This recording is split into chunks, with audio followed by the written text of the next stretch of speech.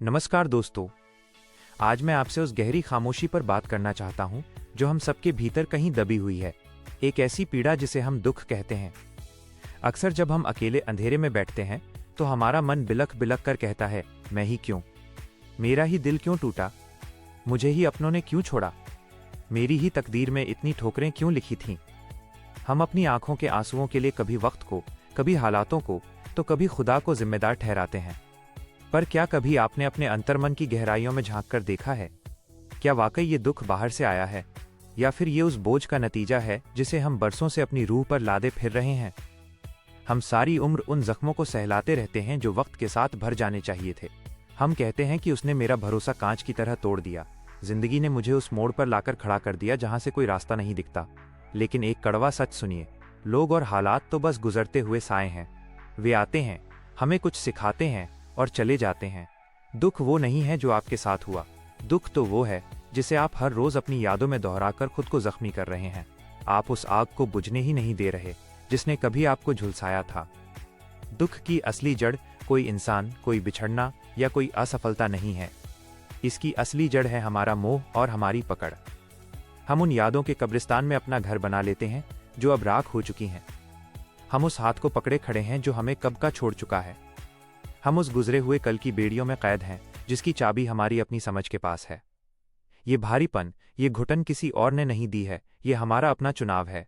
हम छोड़ना नहीं चाहते क्योंकि हमें लगता है कि अगर हमने दुख छोड़ दिया तो शायद हम उस इंसान को या उस याद को भी खो देंगे। एक बहुत ही मर्मस्पर्शी कथा है। एक व्यक्ति वर्षों तक अपनी आत्मा पर बोझ लिए भटकता रहा। जब वो एक ज्ञानी गुरु के पास पहुंचा तो उसकी आंखों में आंसू थे। उसने पूछा, मेरा दुख खत्म क्यों नहीं होता? गुरु ने उसे एक जलता हुआ कोयला पकड़ने को कहा। जैसे ही उसका हाथ जलने लगा, वो चिल्लाया। तब गुरु ने शांत स्वर में कहा, पुत्र, दुख इस कोयले की तरह है। तुम जब तक इसे पकड़ कर रखोगे, ये तुम्हें जलाता रहेगा। इसे छोड़ने का फैसला तुम्हारा है, कोयले का नहीं। उस दिन उसे समझ आया कि दुख का अंत हालात बदलने से नहीं, बल्कि अपनी पकड़ ढीली करने से होता है। जैसे ही उसने उस जलते हुए अतीत की मुट्ठी खोली, उसकी रूह आजाद हो गई। मेरे दोस्तों, अगर आप आज इस दर्द के चक्रव्यूह से बाहर निकलना चाहते हैं तो इन 3 सत्यों को अपने भीतर उतार लीजिए। पहला, यहाँ सब कुछ ढलती हुई शाम की तरह है, चाहे वो खुशी हो या गम, कुछ भी ठहरने वाला नहीं है। दूसरा, वैराग्य का साहस कीजिए। जो बीत गया, जो छूट गया, उसे एक अंतिम विदाई देना सीखिए। और तीसरा, अपनी मुस्कुराहट की बागडोर किसी और के हाथ में मत दीजिए। आपका हृदय एक मंदिर है, इसे यादों का कूड़ाघर मत बनाइए। आज एक गहरा संकल्प लीजिए। अपनी बंद आंखों के पीछे झांकिए और देखिए कि आप कौन सा जहर पी रहे हैं। कौन सी पुरानी बात आज भी आपके वर्तमान को काला कर रही है। उसे पहचानिए और बड़ी ही विनम्रता से अपने मन से कहिए, मैं तुम्हें माफ करता हूं और खुद को आजाद करता हूं।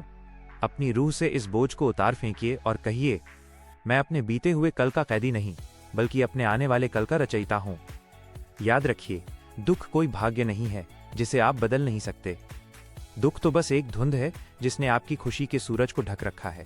आज से उस धुंध को चीरने का फैसला कीजिए। शांति को चुनिए, सुकून को चुनिए, खुद को चुनिए। ये अनमोल जिंदगी सिसकियों के लिए नहीं, बल्कि हर सांस को उत्सव बनाने के लिए मिली है। अगर ये शब्द आपकी रूह तक पहुंचे हों तो इसे उन तक जरूर पहुंचाना जो आज अकेलेपन के अंधेरे में खुद को हारा हुआ महसूस कर रहे हैं। उन्हें बताइए कि सुबह अभी बाकी है। छोड़ना सीखिए, आजाद हो जाइए।